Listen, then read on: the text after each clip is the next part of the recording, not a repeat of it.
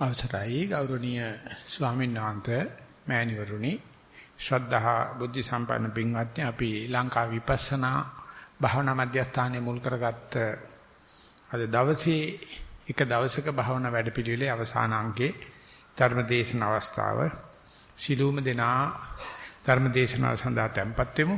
tempත් වෙලා සාදුකාරය පවත්වමු. නමෝ තස්සේ භගවතෝ අරහතෝ සම්මා සම්බුද්දස්සේ නමෝ තස්සේ භගවතෝ අරහතෝ සම්මා සම්බුද්දස්සේ නමෝ තස්සේ භගවතෝ අරහතෝ සම්මා සම්බුද්දස්සේ පුනච්ච පරං භන්ති මහා සමුද්දෝ ඒක රසෝ ලෝණ රසං තීති.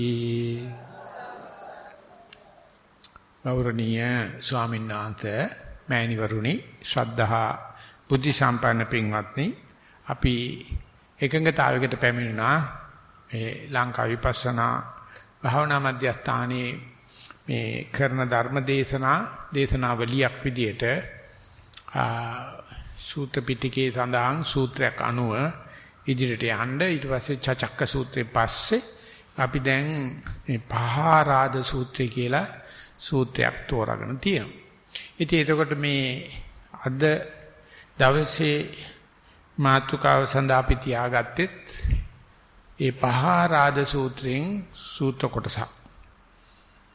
ඒකෙදී අපි පිටිපස්සට ගිහිල්ලා පොඩ්ඩක් නිදානේ නැත්තම් සූත්‍රය සඳහා පසුබිම බැලුවොත් මේකේ තියෙන්නේ අපේ සර්වචන් වහන්සේ ගෞතම සර්වචන් වහන්සේ සහ අසුරේන්ද්‍රයෙක් නැත්නම් අසුර නායකයෙක් පහාරාද කියන අසුර නායකයෙක් එක්ක ඇතුවෙච්ච සාකච්ඡා.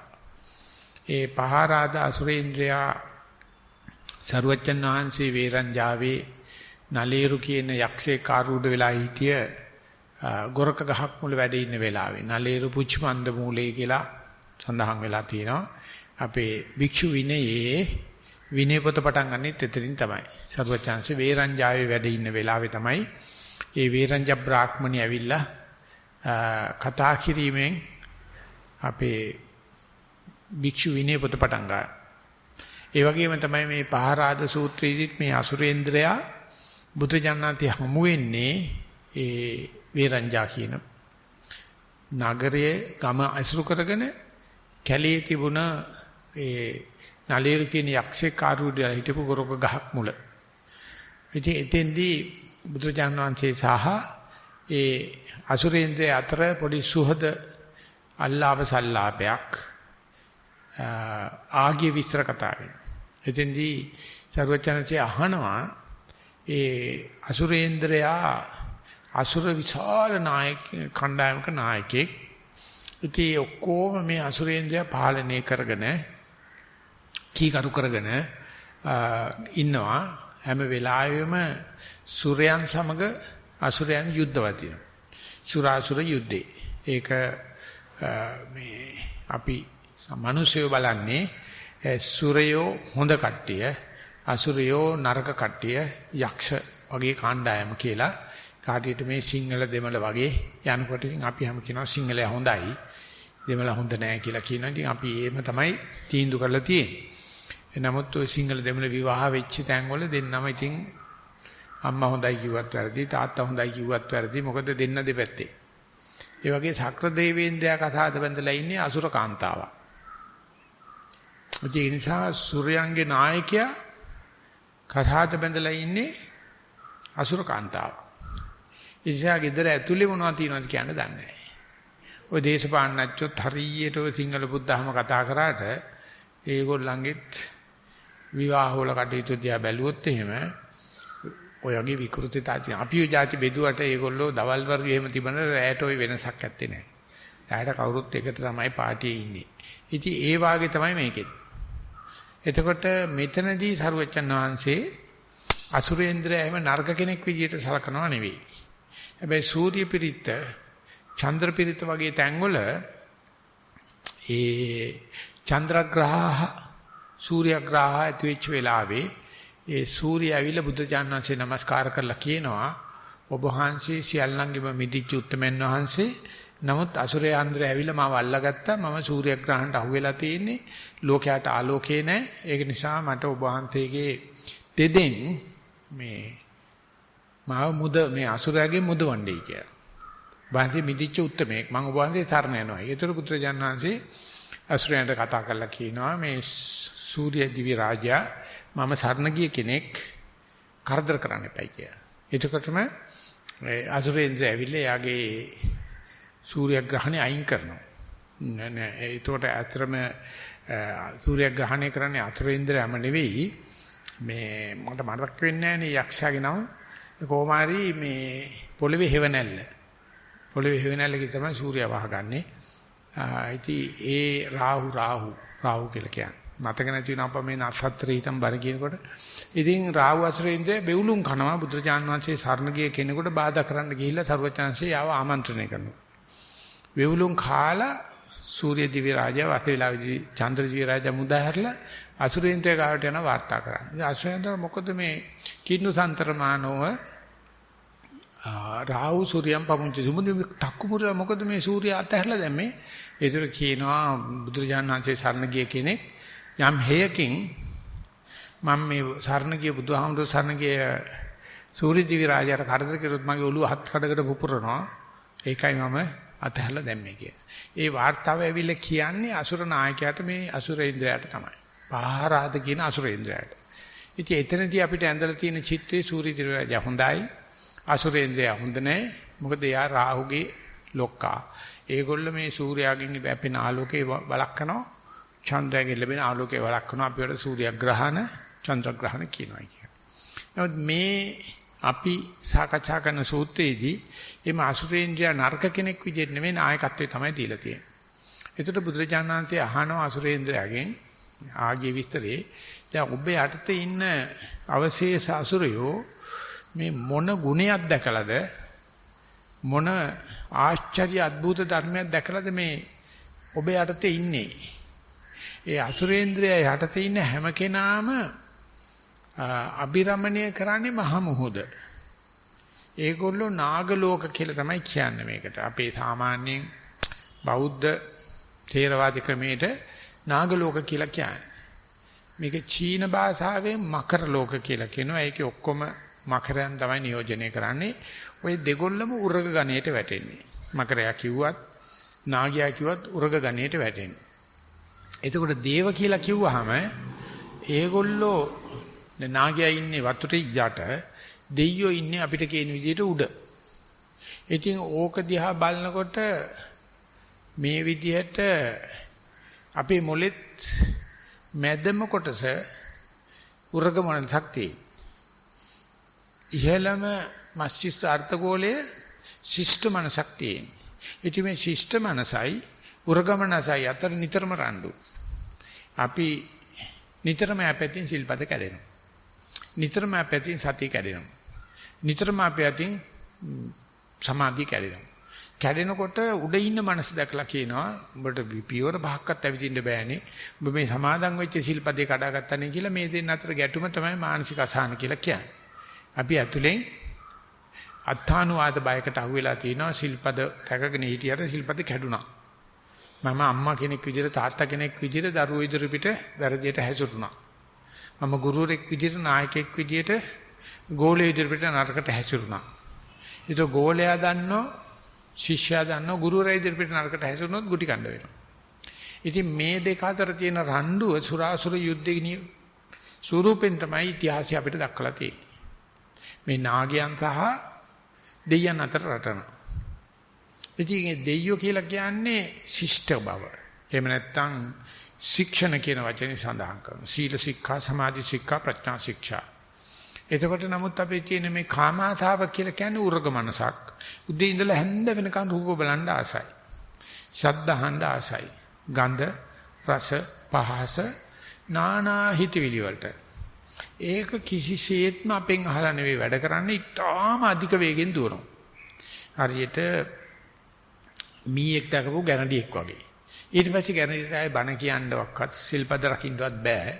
මීයා දැක්කට පස්සේ එලවන්නේ කොහොමද? අර සහජාසයෙන් කාගෙන යනවා පණ තීදි මීයා කන්නේ.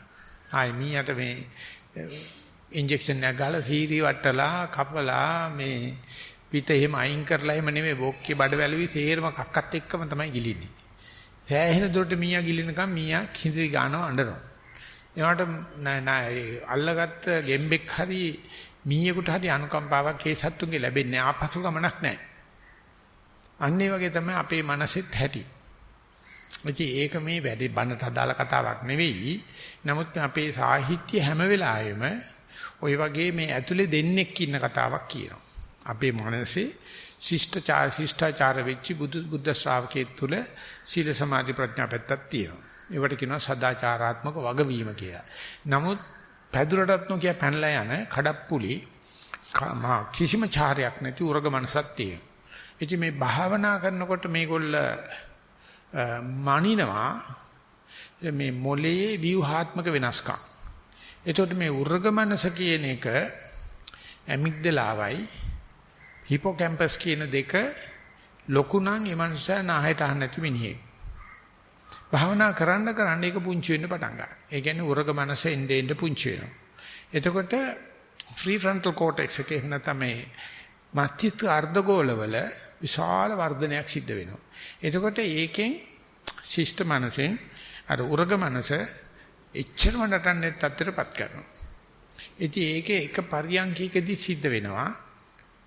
විනාඩි 35ක් විතර බැලලා භාවනා කරගෙන යනකොට අපිට හොඳට බොහොම කීකරුව අනායාසයෙන් සක්මන සිද්ධ වෙනවා. එතකොට අපිට පේනවා දැන් පියවර 10ක් 15ක් නම් දැන් නම් හිත කැඩෙන්නේ නැහැ. ශ්‍රද්ධාවට ප්‍රශ්නයක් නැහැ යන්න පුළුවන් කියලා අර ශික්ෂාව අශික්ෂිත මනසේ අට කරනවා. ආයේ පරියන්කී සක්මන ඉවරච්ච ගමන් අශික්ෂිත මනස කොටේනවා. ශික්ෂ මනස කියනවා අයියෝ මෙච්චරලා හදාගත්ත සතිය කැඩුනා. දැන් කරගන්න විදියක් නැහැ කියලා මේ දෙන්න පොල් පිට පාගනවා වගේ මෙයා යනකොට මෙයා උඩ එනවා මෙයා අපට යනකොට මෙයා උඩ එනවා. ඉතින් ඒ වගේ ගමනක් ඔය උරග නෙමෙයි මේක නාග කියලා අපි කියන්නේ. නැත්තම් අසුර සහසුර අතර සුරාසුර යුද්ධයක් ගැන අපි මේ තජක්ක සූත්‍රයේ සඳහන් කරනවා. ඒකේ බුදුරජාණන්සේ පෙන්ලා දීලා තියෙනවා මේ දෙන්න අතර සටනක් තියෙනවා කියලා. මේ පහරාද අසුරෙන්දයා මේ පැත්තෙන් බලනකොට අසුරනිකායේ වැදගත් ප්‍රධාන නළුවෙක්. එයා බුදුරජාණන්සේට බයත් නැහැ බොහොම ගෞරව කරන කෙනෙක්. ඉතින් ගියාට පස්සේ බුදුරජාණන් අහනවා ඔබතුමාගේ යටතේ ඉන්න මේ යටත් වැසියෝ අනිකුත් අසුරයෝ මොන කාරණාවක් දැකලාද මොන අద్భుත වේදල්ල ධර්මයක් දැකලාද මේ මහා මෝද අභිරමණය කරන්න කියලා. ඒගොල්ලෝ මොහොතෙමයි ඉන්නේ. එන්නෙම නැහැ. ගොඩ එන්නෙම නැහැ. ඉන්නේ වතුරේ. ඉතින් ඕක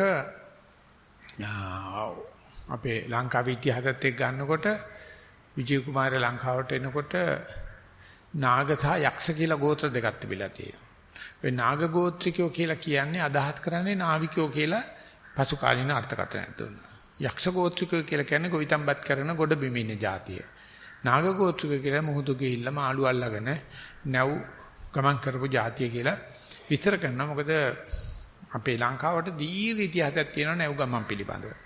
ගා පැරණි නැව් කර්මාන්තය අපි ළඟ තිබිලා තියෙනවා. මේ ඔය ඉතිහාසගත කතාවල. ඉතින් ඒ අනුව බලනකොට මේ අපේ පරිණාමේ ගොඩාක් ඔය විදිහට රූපක මාර්ගෙන් පෙන්නනවා. යටි හිතයි උඩු හිතයි වගේ මොලේ හරියට මැද නොදිවුණු උර්ග මනසයි මතු පිට තියෙන හැදිච්ච සීලාචාර වෙන්න හිතන එහෙම නැත්නම් කියනනම් සදාචාරාත්මක වගවීමක් ඇති බයලජ්ජාව සහිත කෙනයි. ඉතින් මේ දෙන්න අතර තියෙන අරගලය තමයි මානසික අසහන කියලා කියන්නේ. ශිෂ්ට මනුස්සය හැම කෙනාම මානසික අසහනෙන් ජීවත් වෙන්නේ. අශිෂ්ට මනුස්සය කැලියටනේ විලා ඉන්නේ. කාටවත් ඔප්පු කරන දෙයක් නැහැ. අසීචාල වැඩ කරුවා, සීලාචාර වැඩ කරා, සීලාචාර වැඩ කරුවත් කවුරුත් බලන්න කෙනෙක් නැහැ. ඒ නිසා අශිෂ්ට මනුස්සයයි තිරසනයි ඒ මිනිසුන්ට බයලජ්ජාව නැහැ. ශිෂ්ට මනුස්සයාට සමාජශීලී සභාගත ශිෂ්ට මනුස්සයාට නිතරම බයලජ්ජාව. හැම වෙලාවෙම රංගපෑමක් කරන්න. ඉතින් ඒකෙදි මේ අසුරයා නියෝජනය කරන පහරාජ නියෝජනය කරන අසුරයා යම් නීති පද්ධතියක වැඩ කරන්නේ. අපි කිව්වට ඒ කට්ටිය මේ අශීලාචාර නීති කඩානේ යන කෙනෙක් නෙවෙයි. ඒ නිසා අපිට බලන්න පුළුවන් අපේ තියෙන නැහැදිච්චකම් තියෙනවානේ. යම් ඇබ්බැහි යම් සංසාරගත පුරුදු ඒ නැත්තම් අපේ රුචියමනාපකම් ඒව ඔක්කොටම නීති පද්ධතියක් තියෙනවා. මේ අශීලාචාර දෙයක් නෑ ඇතුලේ. ඇතුලේ තියෙන නරක උනාට නීති පද්ධතියක් තියෙනවා. නීති පද්ධතිය දන්නවනම් ලෙඩේ සනීපයි. පිස්සුව සනීපයි.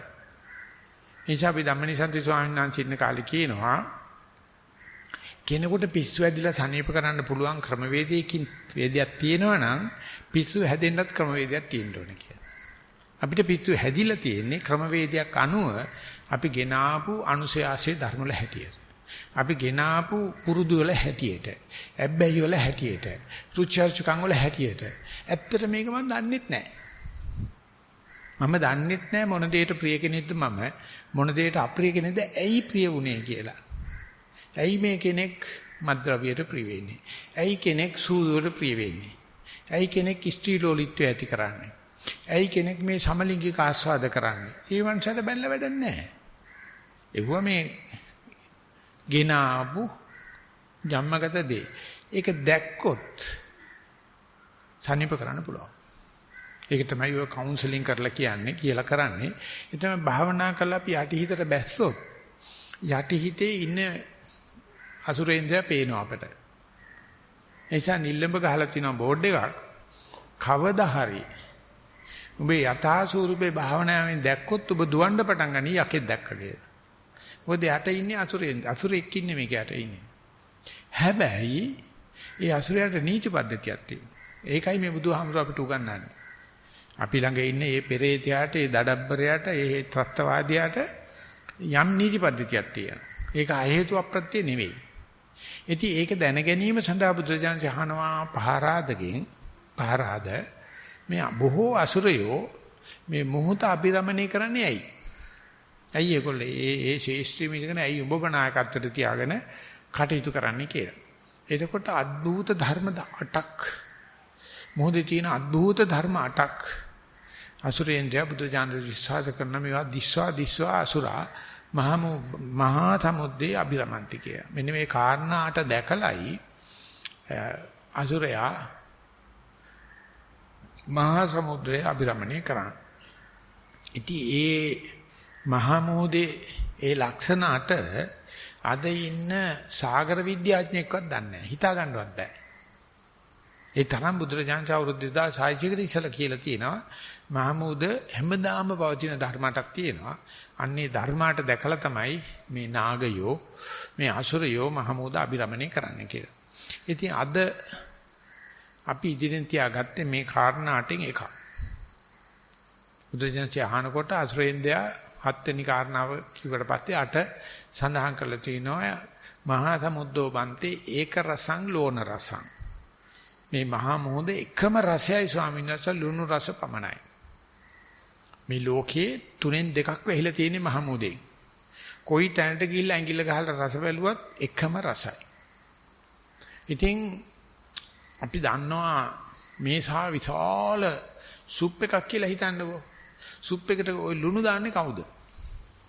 ගානට ලුණු දාලා තියෙනවා. කොහොමද මේක සිද්ධ වෙන්නේ කියලා. ඉතින් අපිට ඉස්කෝලේ පාඩම් පන්ති වල මේ මුහුදු රසයේ මුහුදේ ලුණු රස පවතින්නේ ජල චක්‍රයත් එක්ක වාෂ්පීකරණයත් එක්ක කොහොමද කියලා ලොකු විද්‍යානුකූල උපදෙවීමක් කරනවා.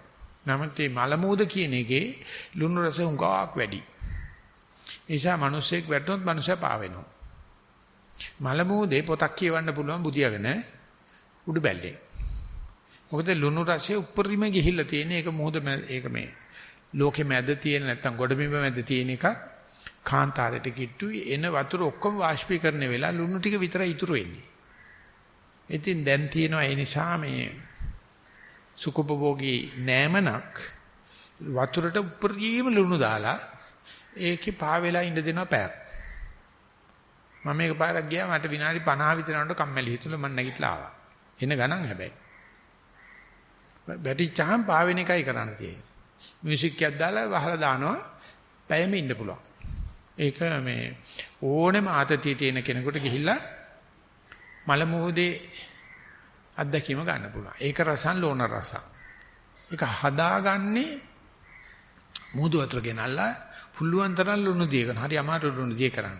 එතකොට මනුස්සයා පාවෙන මට්ටමට ජලයේ ඝනත්වය වැඩි වෙනවා. සාමාන්‍ය වතුරට ගියොත් මනුස්සයා ගිලිලා නැහිනවා. මුහුදේ නැහින්නේ ගිලිලා නෙවෙයි. මුහුදේ වතුරේ මනුස්සයා පාවෙන මට්ටමක් තියෙනවා. ටිකක් ලුණු වැඩි. මුහුදේ ගිලෙන්නේ ඉස්පොල්ල ගිහිල්ලා තමයි මුහුදේ වෙන්නේ මැරෙන්නේ. හුස්ම ගත්තොත් අමු ලුණු වගේක් යන්නේ ඇතුළට දනවා. නමුත් සාමාන්‍ය පාවෙන්න පුළුවන් මට්ටමක් තියෙන්නේ මුහුදේ. ඊට වැඩිය වැඩි මල මුහුදේ වතුර හරිම ලුණු රසයි. ඉතින් මේ සා විශාල මහ පොළොවෙන් 3-2ක් යට වෙලා තියෙන මේ මහ වතුරේ කවුද මේ ලුණු හරි ගානට ලුණු බලන්නේ? ඉන්නේ මේ වගේ අద్භූත ධර්මයක් තියෙනවා. අන්නේ අద్භූත ධර්මය දැක දැක තමයි මේ අසුරයා නාගයා මහමූද අභිරමණය කරන්නේ. එතකොට මේ කතා කරන්නේ කරදිය පිළිබඳව මිරිදිය නෙවෙයි. මිරිදියෙන් තමයි මහමූද පිරෙන්නේ. නමුත් එනේන වතුරක් කරදිය බවටපත් වෙනවා මොය කටින් එහාට. මොය කටින් මෙහා මිරිදිය, මොය කටින් එහා කරදිය. ඉතින් ඔය මේ නඩත්තු ආණ්ඩුවකින් කරන්න බෑ. මිනිස්සුෙකුට කරන්න බෑ. ඒවට කියනවා න්‍යාය ධර්ම කියලා. අන්නේ න්‍යාය ධර්ම අනුව ඒ ජලයන්ද ඒ සත්තු අපි කියනවා ඒකට විමානයක් කරගෙන උපස්තරයක් කරගෙන ජීවත් වෙනවා. ඒක පරිණාමයේ හැදිච්ච එකක්. මේ අසුරේන්ද්‍රයා ඉන්නේ කරදිය වතුරේ. ඒ ලුණු රස තමයි බුදුරජාණන් වහන්සේට අසුරේන්ද්‍රයා පෙන්නන 8 වෙනි 6 වෙනි කාරණාව. කාරණා 8න් 6 වෙනි කාරණාව තමයි මහා සමුද්දෝ වන්තේ ඒක රසං ලෝණ රසං. එතකොට ඒක අපි පස්සේ බුදුරජාණන් වහන්සේගෙන් මහා ඒ පහරා දාසුරේන්ද්‍රය අහනවා ඔබ වහන්සේගේ ප්‍රශ්නට මම උත්තර දුන්නානේ. ඒ ඔබ වහන්සේගේ ගෝලියෝ ටික භික්ෂු භික්ෂුණීන් වහන්සේලා මෙච්චරම ඔබ වහන්සේව අභිරමණය කරන්නේ ඇයි කියලා. අම්මත් එපයි කියලා තාත්තත් එපයි කියලා වස්තුවත් එපයි කියලා ජීවිතෙත් එපයි කියලා පැවිදි වෙනවා. පැවිදිලා බුදුන් දිහා බලාගෙන ඉන්නවා. ඒක මේ ගිහියන්ටත් ආශ්චර්ය ධර්මයක්. අපේ සහෝදර සහෝදරයන්ටත් ආශ්චර්ය ධර්මයක්. උඹලට මොන කරමු නිසාදයි මේ ගිහි අතාරින්නේ කියලා. ඒගොල්ලෝ හිතනවා මේ ඒගොල්ලෝ අපිට සලකපො නැති හින්දා ගිහි අතහැරියයි කියන්නේ. බුදුජානකසේගාව ආශ්චර්ය අద్భుත ධර්ම තියෙනවා. ගිහියෝ තාම ගොඩ ඉන්නේ. තාම වතුරට බහැලා නැහැ. ඒගොල්ලන්ට ඉව දකින්න හම්බෙන්නේ නැහැ. දකින්න නම් වතුරට වහින්න ඕනේ. වතුරට බැස්සට පස්සේ හිතනවා මේ මොන සැප සම්පත් හම්බුණත් ඒ සීරම අතහැරලා දැන් මේ සරුවච්චන්හන්සේ දැකලත් නෙමෙයි මේ. දැන් අවුරුදු 2600 ඉස්සෙල්ලා පින්නම් පාපු උත්මයෙක් ගැන මේ කතා කරන්නේ. තාමත් ඒ අර චාරිත්‍ර පුරනවා, මහානකම් කරනවා. ඉතින් අසුරේන්ද්‍රය අපි ගැන හිතලා ඒක බුදුහාමරගෙන් අහනවා. ඒකට බුදුරජාණන්සේ අපි අතර ඒකට එනවා මේ ටික ඉවරුනාට පස්සේ බුදුරජාණන්සේ සඳහන් කරලා තියෙනවා මම මේ දේශනා කරන ඔක්කොම ධර්මයේ එකම රසයයි තියෙන්නේ විමුක්ති රසය. ඒ විමුක්ති රසය કોઈ ගෑනු කෙනෙක් ගියත් පිරිමි කෙනෙක් ගියත් උගතෙක් ගියත් නුගතෙක් ගියත් එකම රසයි කියලා. ඉතින් එතකොට අපි හිතනවා එක්කෝ අපි අසුරෙක් වෙලා මුහුදට වැටෙන්න ඕනේ. එහෙම නැත්නම් නිවන් දකින්න ඕනේ. අසුරෙක් වෙලා මුහුදට වැටෙනොත් ඔන්න ලෝණ රසය දැනගත්තා. නෑ අපිටත් තුණු රසය තේරෙනවා. නිවන් දකින්න ඉස්සෙල්ලා කොහොමද අපි විමුක්ති රසය දැනගන්නේ? මේ බුදුහාමර පෙන්නන සිවණක් පිරිස බැඳිලා ඉන්නවා. මං ඉතින් කියන්නේ ගොඩක් රටේ භික්ෂු භික්ෂුණී කියලා. උපාසක උපාසිකත් එහෙම තමයි. දැන් අද ගෙදරවල වල වැඩ නැතුව එමෙ මෙහෙට වෙලා මේ ඉන්නේ. ඉඳගනින් කියනකොට ඉඳ ගන්නවා, ඇවිදිපන් කියනකොට ඇවිදිනවා, බත් කාපන් කියනකොට බත් කනවා, ගිලම්පත බීපන් කියනකොට ගිලම්පත බීපන්. ගෙදර ඉන්නකොට ඕගොල්ලෝ ඔක්කොමලා අයියලා අක්කලානේ. ඔයගොල්ලෝ කියන විදිහට ගිලම්පත බීපන් කරන තැටි අරන් පොලිමේ ගිහිල්ලා ගිලම්පත බොන්න ප්ලාස්ටික් කෝප් එක වට්ටන්න අමාරුයි. එහෙදියානම් හොඳ පිං කෝප් එක තියාගෙන සර්වන්ට් ඇවිල්ලා සැලුට් එකක් ගහලා අතර පූජා කරන එකනේ කරන්නේ. මෙහි ආවම පොලිමේ බලයන් දෙනවා කැමති නම් බීපන් නැත්තම් බීපන්. එච්චරනේ. මොකද මේ? ගෙදරින් මිනිස්සුන්ට පිස්සු වෙනවා මුන්ට පිස්සුද ගෙදර ඉඳලා කාලා බිලා හිට බලලා මේ බලපන් කියලා නිදහස් මන්දිරේ ඉඳගෙන ප්ලාස්ටික් කෝපයක ගිලම්පත පොඩ. ෆොටෝ එක ගහලා පෙන්නොත් එහෙම විලි ලැජ්ජයිනේ ගමටත් එක්ක. මොකෝ මේ? අන්නේ අබිරමණය කරන්නේ මොකක්ද දැකලාද? ඉතින් අපි පුංචි කාලේ කිව්වේ අදහුවේ ඔය කියන්නේ විමුක්ති රසය බලන්න පුළුවන් ඉන්නේ රහත් වුණාට පස්සේ කියලා. ඒ නිසා ඒ ගමනේ අනායත විමුක්ති රසයක් නැහැ. දෙඤ්ඤං විමුක්ති රසය දෙඤ්ඤං කියලා පාරමිතා පුරණ එක තමයි කෙරුවේ. නමුත් මේ අවුරුදු 40 ඇතුළත අපිට පෙන්නලා දෙනවා ඒ යන්න තියෙන විමුක්ති රසය දැන් විඳින හැටි. මොහොතක් පාසා විඳින හැටි. හුස්මක් පාසා විඳින හැටි. පියවරක් පාසා විඳින හැටි. චිත්තක්ෂණයක් පාසා විඳින හැටි. දැන් මේ නවීන විද්‍යාවේ එක ක්‍රමයක් ඒක. ඒ වගේම දැන් ඉන්න පිටිස් ඔබ භාවනා කරපන් දන් දීපන් මත්ති බුදු වෙයි කියවට මත්ති නිවන් දකි කිව්වට ඒගොල්ලෝ පිළිගන්නේ නැහැ. ඒගොල්ලෝ කියනවා කොහොමද දන්නේ මං යන්නේ ওই විමුක්තියට කියලා. ඔය හැම කමඨාන් වාර්තාවකම අහනවා ස්වාමීන් වහන්සේ මං යන පාර හරිද කියලා. ඔබ වහන්සේ කොහොමද කියන්නේ මං යන්නේ විමුක්තියට කියලා. මං යන්නේ වැරදි පාරක නෙවෙයි කියලා. ඒ කියන්නේ පූර්ණ විමුක්තිය නෙවෙයි ආංශික විමුක්තිය. ක්ෂණමාත්‍ර විමුක්තිය. අන්නේ ක්ෂණමාත්‍ර විමුක්තියට බෙදෙන්න පටන් ගත්ත බුද්ධ පරිනිර්වාණයෙන් අවුරුදු 600 කට විතර පස්සේ ওই ක්ෂණ බංගුර වාදයෙන් ස්ථාවර රහත් භාවයේ සහ භාවනා කරන කෙනා චිත්තක්ෂණේ මේ විමුක්ති රසය ආංශික වශයෙන් ක්ෂණ මාත්‍ර වශයෙන් මේ ගැම්ම ගන්න හැටි. ඉතින් ඒ ගන්න වෙලාවේදී යාට සෑහෙන සැකයක් තියෙනවා. මේ කිව්වට ඔය විදිහට බින්දු වතුර පිරিলা කලයක් පිරෙයිද?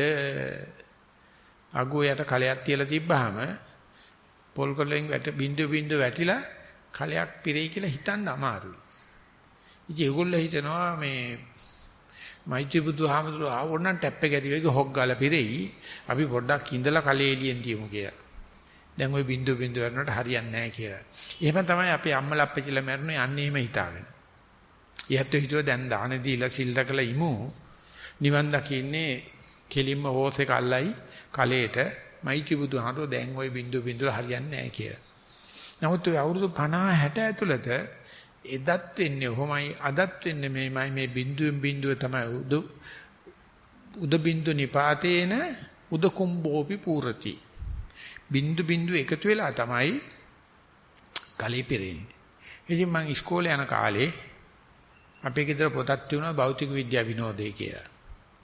මම මේ පොත් බර ගානක් පහුගිය දවස්වල සල්ලි දීලා අරගෙන සතිපාසලේ ළමයින්ට බෙදලා දුන්නා. ඒක මේ ඊටාම ගැඹුරු අංක ගණිතයේ බීජ ගණිතයේ සහ ශීඝ්‍ර ජ්‍යාමිතියේ මේ ගණන් බොහොම සරලව කියලා දෙනවා. පයිරල්මන් කියන රුසියානු කෙනෙක් ලියලා තියෙනවා. දැන් ඒක පොත් දෙකකට ගහලා තියෙනවා. මම හිතන්නේ ලක්මාල්ද කොහෙද මට ගෙනත් දුන්න 10ක් විතර පොත්. තැහෙන ගණන්. ඒකේ ලියලා තියෙනවා ඒ පුංචි පාඩම් වලින් උගන්වන්නේ. අපි ඔය යන්නේන විශාල පාලමක් ගන්නයි කියලා. ඒ පාලම හදන්නේ සම්පූර්ණ ඉංජිනේරු කෙනෙක් සමබර කරලා පොළොවට බර දරාගෙන ඕගොඩට රෝද 10 ලොරියක් ගියත් මොනක්වත් වෙන්නේ නැති වෙති විදියට. එහෙමනේ පාලමක හදන්නේ. නමුත් මෙයා කියනවා දැන් පාලම කඩන්න ඕනේ නම් ත්‍ස්තවාදීන්ද ওই මැද කනුවට තියන්න ඕනේ ග්‍රැනයිට් නැත්තම් මේ ඩයිනමයිට් මෙච්චර ප්‍රදේශයක් නැත්තම් කණු පුපුරන්නේ නැහැ. ඒක ගණන් කනුවට දාන බර ඉංජිනේරුවෝ ගණන් හදලා තියෙනවා. ඒක පුපුරවන්න ඕන නම් මෙච්චරක් ග්‍රැනේඩ් තියන්න ඕන. ඒකෝ තමයි පුපුරන්නේ. පුපුරන්න බෑ. ඒ තරම් හයියයි මැද ඒක. උන්නේ පයිරල්මන් කියන එක නා කියනවා මේ පාලමේ හරියට ගුරුත්ව කේන්ද්‍රය දන්නවනම් මධ්‍යන ලක්ෂණය දන්නවනම් මධ්‍යන ලක්ෂණයට ගම්මිරි සැටයකින් ගහන්න කියලා. මුළු පාලමම දෙදරනවායි කියලා. පැත්තකට ගියොත් දෙදරන්නේ හරියටම ගුරුත්ව කේන්ද්‍රයට ගැහුවොත් අපි ඉපදෙනකොට අපිට කේන්ද්‍රය වල තියෙන නාභියනේ අම්මට බොක්කෙන් සම්බන්ධ වෙන්නේ නාභියනේ ඒකට තට්ටු වුණොත් බබා ඉවරයි. ඉවදුනාට පස්සේ ඕක කපලා තමයි අම්මගේ බබා වෙන් කරන්නේ. ඒ නිසා මේකට නාභිය කියනවා අපි. ඒ වගේම පාලමක තියෙන නාභියක්. ඒකට තට්ටු කරොත් මුළු පාලම දෙදුරුම් කරනවා. හරියට මකුළු දැලක මැද තිත වාගේ. හරියට ගැහුවොත් ගම්මිරි සැටයකින් ඒ මධ්‍යන ලක්ෂණ ඒකට කියන්නේ ගුරුත්ව කේන්ද්‍රයට ඒක දෝලණය වෙන්න පටන් ගන්නවා. පුංචි දෝලනයක්. ඒ දෝලණය වෙලා එහාට යනකොට තව ගම්මිරි සැටයකින් ගැහුවොත් දෝලණය පොඩ්ඩක් වැඩි වෙනවා. හරියට ගම්මිරි සැට ගානට විදගෙන ගියොත් මේක දෝලණය වෙලා පාලම කඩලා යනවා. ගම්මිරි සැටකින් කඩලා ගහලා පාලමක් කඩන්න පුළුවන්. හැබැයි එතකොට මතක තියාගන්න හරියට දෝලන කාලය බලලා එන දෝලනේ වැඩි වෙන විදියට ගහගෙන යන්න ඕන. ඊට පස්සේ ජිල් බෝලකින් ගැහුවොත් ගම්මිරි සැටක් වෙනකොට ටෙඩි වේගෙන් කඩන්න පුළුවන්. ඉතින් අපි එක පියවරක් පොළවේ තියලා අපි දන්නවනම් සතිය පිහිටියයි කියලා දෙවෙනි පියවර තියෙනකොට අපේ මමයට වදිනවා දෙවෙනි ගම්මිරිසට පාර. හරියටම තුන්වෙනි පියවරක් තියාගන්න පුළුවන් නම් සතිය කඩා ගන්න නැතුව එතකොට මේ වෙන දෙදරිල්ල මේ වෙන පිපිරිල්ල හරියට ගුරුත්ව කේන්ද්‍රයට ගම්මිරිසට වලින් ගහනවා වගේ එක දිගට යනකොට කියන අපි අඛණ්ඩ සතිය වේපුල්ල සතිය සුපතිට්ඨිත සතිය කියලා. ඒකට අර පළවෙනි සැරේ ගහන එක වගේ නෙමෙයි. දිගට තක්මන පියවර 7 8 10 15 යනකොට පුදුමාකාර විදියට හරියට අරමුණට අපි සම්පාත වෙනවා. අප අරමුණට බැහැ ගන්නවා. අපිට පියවරකින් කවදාකවත් ඉගෙන ගන්න බැරි කරුණු රාශියක් ඉගෙන ගන්න. අපි හිතාගත්තොත් වාඩි වෙලා විනාඩියෙන් හරි දෙකකින් හරි තුනකින් හරි හුස්මක් අහු වෙනවා. ඊට පස්සේ අපි හරි දැන් වැඩි හරි ගියානේ පුරවුවනේ. දැන් පුරාගත්ත ගෙත්තම ව්‍යාගන ඵලයන් තව හුස්මක් බලපං තව හුස්මක් බලපං තව හුස්මක් බලපං කියලා 1 2 3 4 යාගෙන යනකොට මේ හුස්ම ඇතුලේ මුළු ලෝකෙම තියෙනවා. එතකොට මේ පළවෙනි සැරේ හුස්මත් එක්ක අපි සම්පාත වෙන එකට අපි කියනවා මුලිච්ච වෙනවයි කිය. ආපాతගත වෙනවයි කියලා. මූණට මූණ දානවයි කිය. ඉතින් අපි මේ වගේ දවසක උගන්වන්නේ එච්චරයි. අපිට ඉන් එහාට ගෙනියන්න බෑ කිසි කෙනෙක්. ඔයා හුස්මට මූණ දාන්න ඉගෙන ගන්න. ඊට පස්සේ උක දෙවෙනි එකටත් දාන්න. තුන්වෙනි එකටත් දාන්න. හතරවෙනි එකටත් දාන්න. ඒකට ඔයාගේ සාමාන්‍ය බුද්ධිය පාවිච්චි කරන්න. මේකෙන් එකක් මුලිච්ච වෙන හැටි ආපాతගත වෙන හැටි කියන ගෙදර ගිහිල්ලා හෙටත් ඕක කරන්න ගියාට අද එකේ ගැම්ම හෙට වෙනකන් තියෙන්නේ නෑනේ. ඒත් එක්කම හුස්ම තියෙනවා. හුස්මෙන් හුස්ම යනකොට අන්න ඒ පුරණ පිරිල්ල උදකුම්බු නිපාත උද බින්දු නිපාතේන උදකුම්බෝවි පුරති. ඒක හෙට කරන්න ගියාට මේකේ ගැම්ම ඒකට යන්නේ නෑ. ළඟ එක දිගට යන්න ඕන. සක්මන් කරනකොටත් ආවට පස්සේ ගැම්මේ ගැන සක්මන කියන එක මුලිච්ච කරගත්තට පස්සේ දැන් මට සක්මන් කරනවා. ඒක ආවට පස්සේ ඒක දිගට කරගෙන යනකොට යාට තේරෙනවා මයි ළඟ නොතිබිච්ච මොකද්දෝ ශක්තියක්. අපි ඒකට ජවය කියලා කියනවා. ත්වරණය කියලා කියනවා. කස කැවෙනවයි කියලා කියනවා. යන්න ගියාම අලුතෙන් සක්මනේ සතිය පිහිනවන්නට වැඩිය පිහිටුවපු සතිය ඊගාව පියවරට ගන්න එක ඊගා චිත්තක්ෂණයට ගන්න එක ලේසි.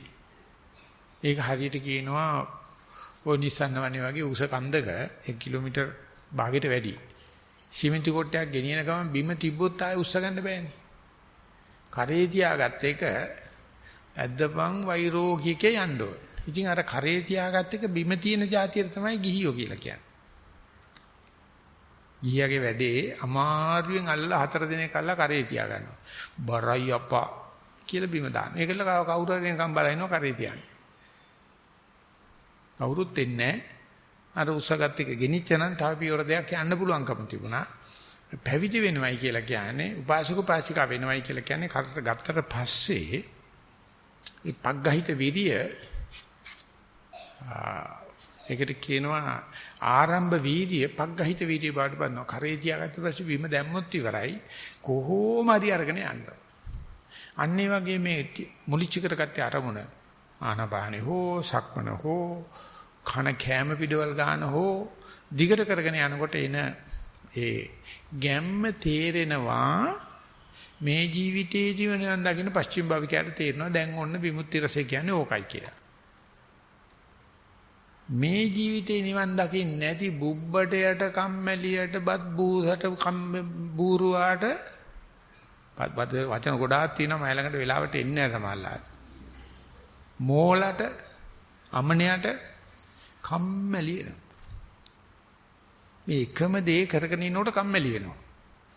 අන්තිම පස්චිම භවිකයට තේරෙනවා ඔන්න පුතෝ ආසාවවන සංසාරේ කම්මැලිකම ආවන නිවනේ. මම දන්නේ එහෙම කියනකොට තේරෙනවද කියලා. රාගය ඇති වුණා නම් ආසාව ඇති වුණා නම් සංසාරේ. ඒකනේ සංසාරය ඇති වුණාට එකම හේතුව. කොච්චර ඉක්මනට අපිට එපා වීම එනවාද? ඒ කියන්නේ විරාගේ. ඒකාගේ කරන්න නිවන. ඒකට මේ විමුක්ති රසයේ තේරෙන්නේ නැතුව අපි කොච්චර චෝදනා කරනවද ඉඳගෙන ඉන්නකොට කම්මැලි, ඇවිදිනකොට කම්මැලි, එපා වෙනවා, එක ඉරියව්වේ ඉන්න බෑ. ඉතින් ඒ කියන්නේ නිවන ඉච්ඡර ළඟයි. විමුක්ති රසයේ ඉච්ඡර ළඟයි. විරාගයේ ඉච්ඡර ළඟයි. මේක නොදකින් කියන්නේ පුරුදුලා තියෙන්නේ. එක කමටහන් වார்த்தාවක් තියනද බලන්න ඕකෙන් ගැලවිච්ච එක.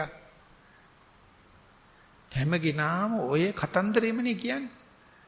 බොහොම අමාරුවෙන් මේ රේල් පිල්ලුවට රේල්ලුව තියලා දෙනවා. අනේ එහාට මට කපන්නත් නෑ අප්පා හරි කම්මැලි රේල් පිල්ලෙන් ගලවලා දෙන්න බැරිද කියලා අහනවා. එහාට මට නිකන් සාමාන්‍ය බස් එකක් වගේ හරවරව යනවා. හැම වார்த்தාවක්ම අවසානයේ කියන්නේ අනේ ස්වාමීන් වහන්සේ මේකෙම ඉස්සර පස්සර යන එක හරි කම්මැලි. මේ කෝච්චිය බස් පාරේ තියලා දෙන්න බැරිද කියලා. මේ පාර පෙරලෙනකොට අහනවානේ මේ බස් එක කෝච්චි පාරේ තියලා දෙන්න බැරිද කියලා.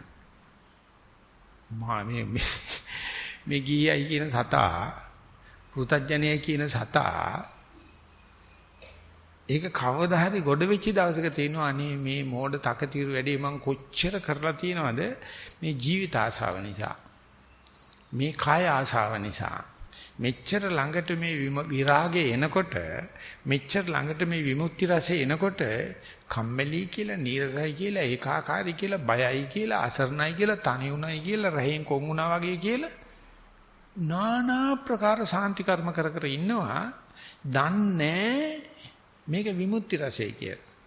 දන්නේ මේක විරාගය කියලා.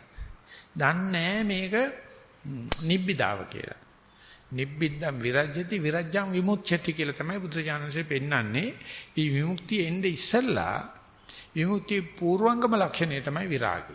ආසාව නැති වෙනවා, රාගය නැති වෙනවා. ඒකට විරංජනය කියන පදේකුත් බුදුහාරෝ අනුව හදලා තියෙනවා.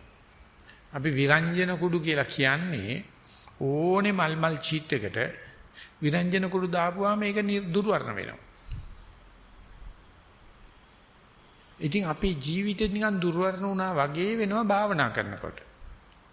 ඉතින් ඒ කියන්නේ මේ වර්ණවත් ගතිය කියන්නේ රාගේ නම් සංසාරේට එකම හේතුව නම් විරාගය අපේ සාමාන්‍ය විවහාරයට වැටෙන්නේ නීරසයි කම්මැලි ඒකාකාරී පා වෙනවා. නිදිමතයි සක්මන් කරනකොටත් එහාට මෑට විසි වෙනවා අසරණයි බයයි කියලා. බුදුජානකීකට ලස්සන වචන ටිකක් දානවා. ඕක තමයි බබෝ. ඕකට තමයි බබෝ හුදේකලාව කියන්නේ. ඕකට තමයි බබෝ විරාගය කියන්නේ.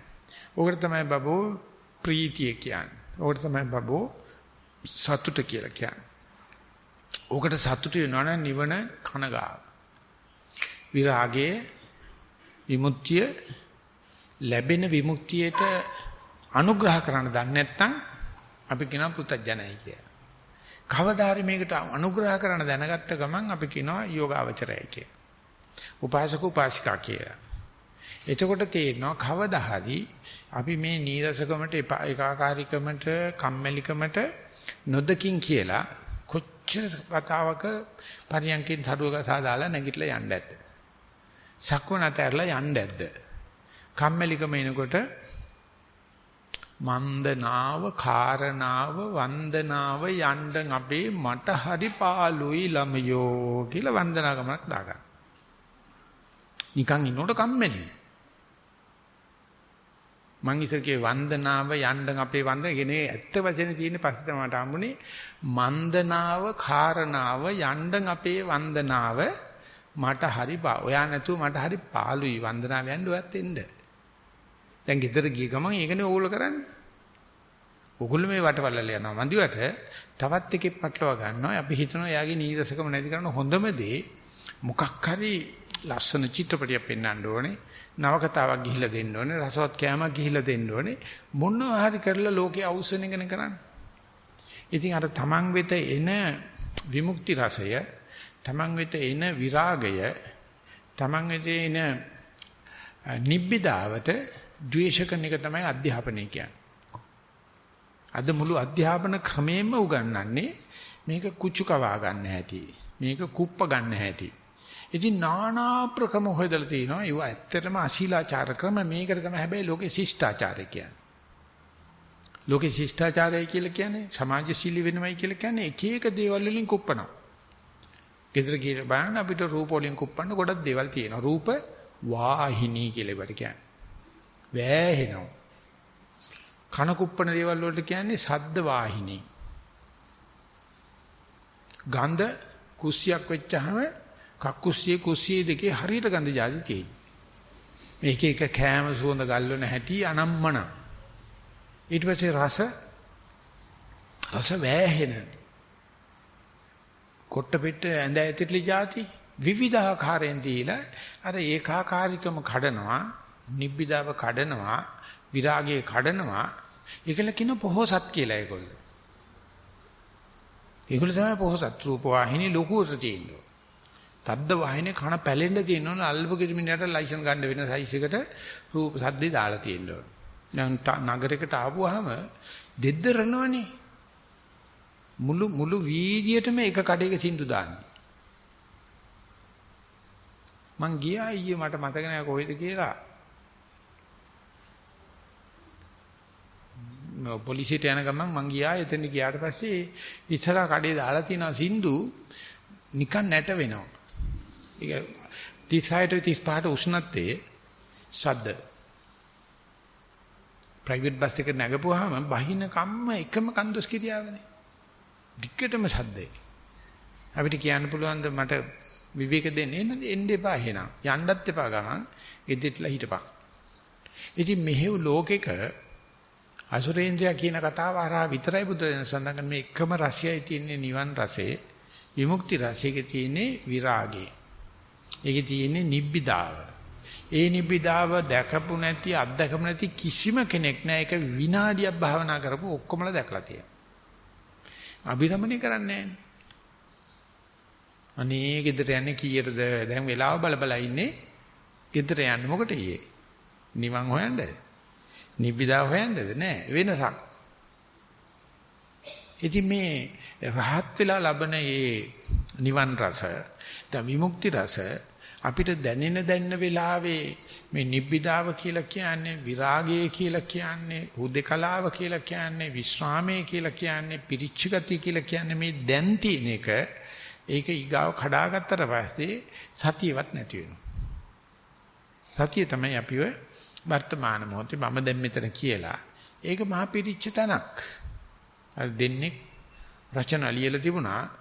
මම දැන් මෙතන කියන තැනට එනකොටම සියලුම අසහනයන් දුරු වෙනවා. ඉදිකට කෙලින් කෙරුවා වගේ කිසිම අසහනයක් නැහැ.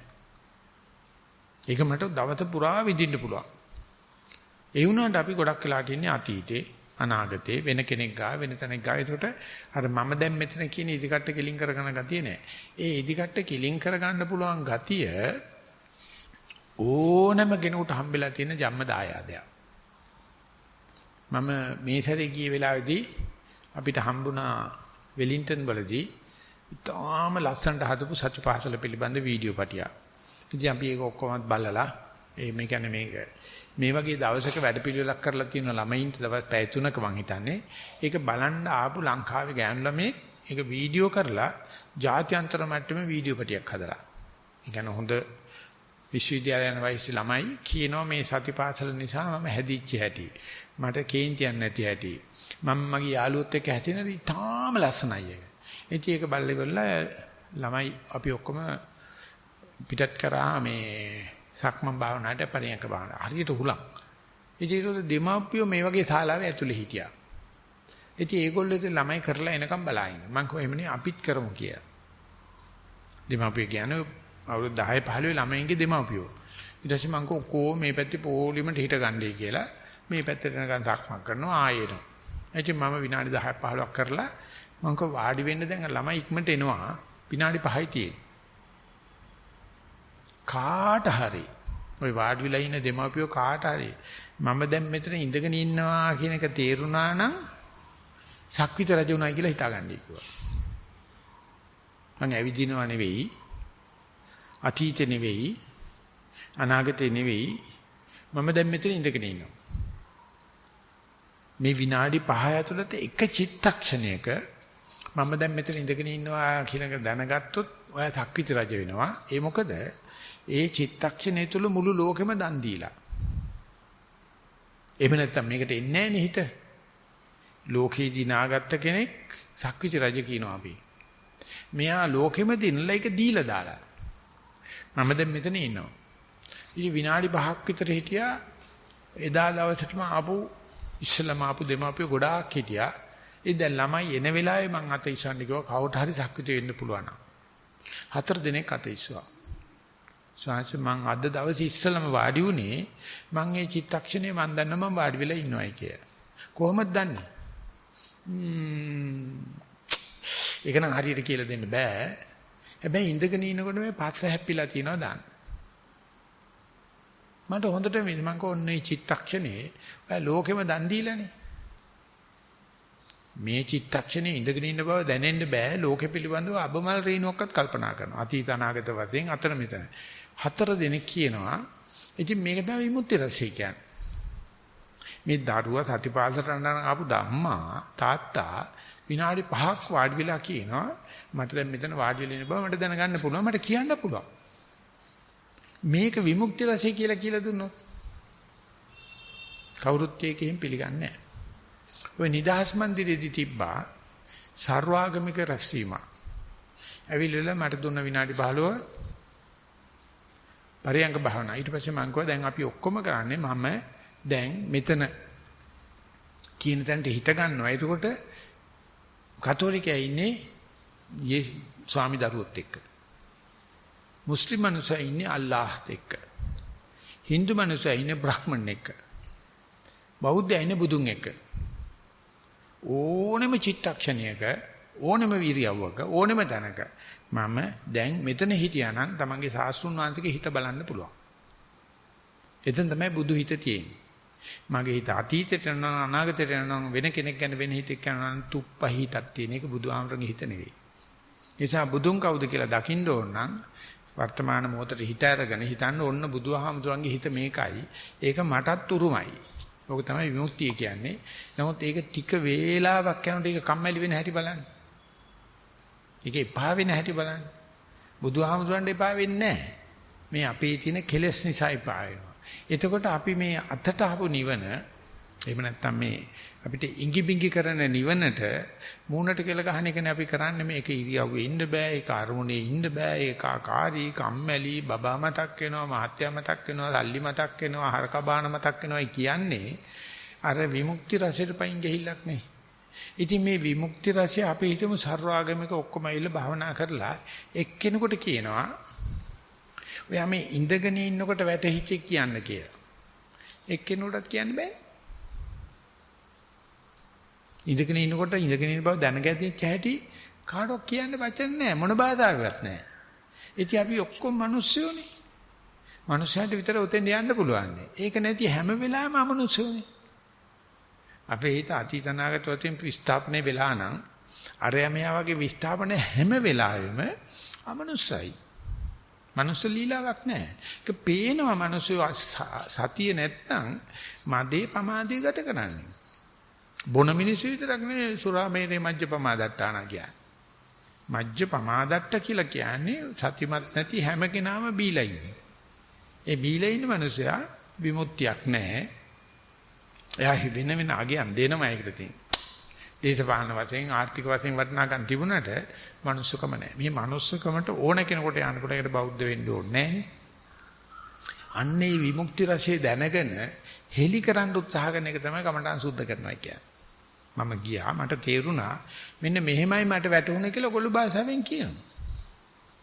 ඔය 3 පන්තියේ ළමයි 2 පන්තියේ ළමයි බොහෝම ඉක්මනට ඔතෙන්ට යනවා. ගිහිල්ලාම කියන මෙන්න මේව ගියාට පස්සේ මට මෙහෙම වැටුනේ කියලා මේ බණ අවුරුදු ගණන් බැඳගෙන භාවනා කරපු අනික් කට්ටිය කියනවා අයියෝ කොහොමද අප්පා එහෙම කරන්නේ අපිට නම් බෑ මෛත්‍රී බුද්ධ සාසනයවත් පුළුවන් වෙයිද දන්නේ නැහැ. ඉතින් ඒ නිසා මම සින්දුවක් ලිව්වා. මට ඒක මතක් වෙන්නේ නැහැ දැන්.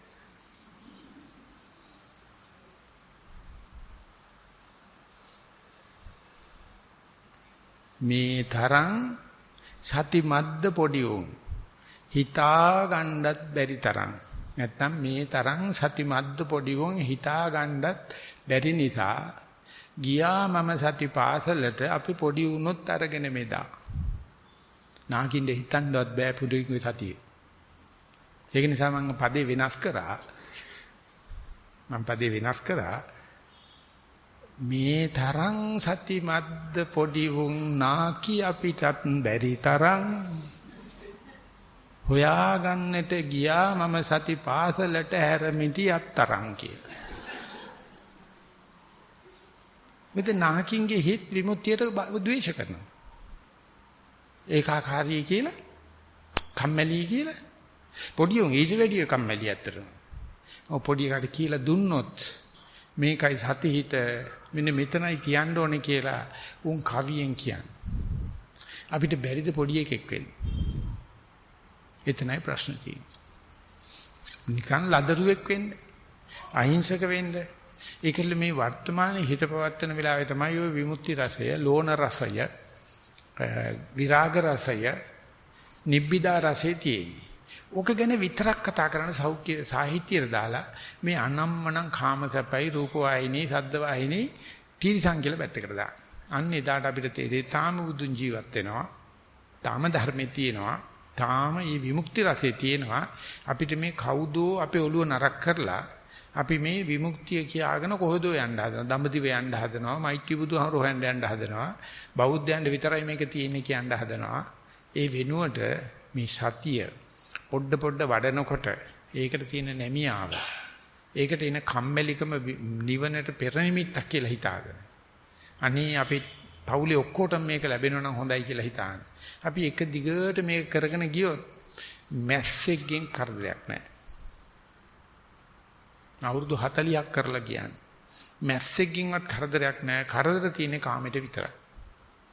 ඔය කියන විමුක්ති රසයට යන්න ගියොත් නිවනට යන්න ගියොත් සතියට යන්න ගියොත් මදේට ප්‍රමාදයට නැති එළඹ සිටි චිත්තක්ෂණයට යන්න ගියොත් අපි ඔක්කොටම තියෙන සමාන